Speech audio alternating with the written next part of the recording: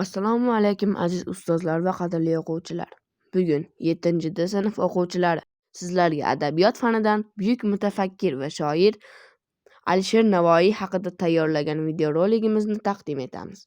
Marhamat, diqqat bilan tinglang va tomosha qiling. Muhammad Mir Alisher Navoiy 1441-yil Hirot shahrida tug'ilgan bo'lib, 1501-yil vafot etgan. Alisher Navoiy buyuk o'zbek shoiri, davlat arbobi va mutafakkir. U turkiy chig'atoy tilini rivojlantirib, uni adabiy til darajasiga ko'targan. Shuning uchun u o'zbek adabiyotining asoschisi deb hisoblanadi.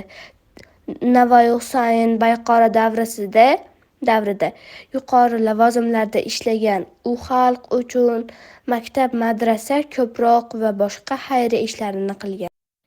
G'urbatda g'aribu shodimon bo'lmas emish, el anga shafiqu mehribon bo'lmas emish. Oltin qafas ichida gar qizil gul bitsa, bulbulg'a tikandek oshiyon bo'lmas emish.